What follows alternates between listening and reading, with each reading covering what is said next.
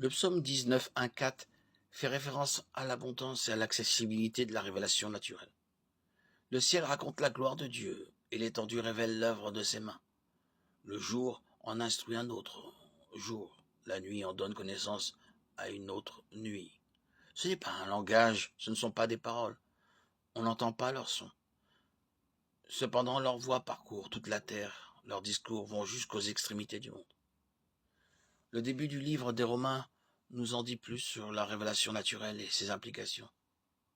La colère de Dieu se révèle du ciel contre toute impiété et toute injustice des hommes, qui par leur injustice tiennent la vérité prisonnière, car ce qu'on peut connaître de Dieu est évident pour eux, puisque Dieu leur a fait connaître.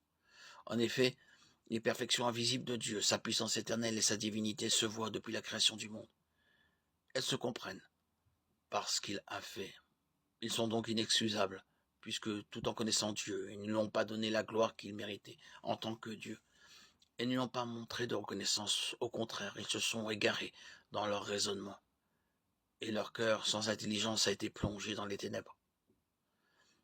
Ils se vantent d'être sages, mais ils sont devenus fous, et ils ont remplacé la gloire de Dieu incorruptible par des images qui représentent l'homme corruptible, des oiseaux, des quadrupèdes et des reptiles.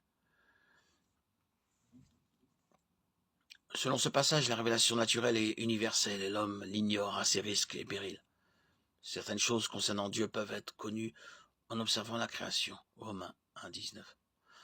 En particulier, on peut déduire de la création que le Créateur a un grand pouvoir et qu'il est divin, c'est-à-dire digne d'être adoré. Les gens devraient remercier et glorifier le Créateur pour une création aussi merveilleuse. Cependant, le passage dit aussi que les gens choisissent de ne pas donner suite à la révélation naturelle et qu'ils sont inexcusables.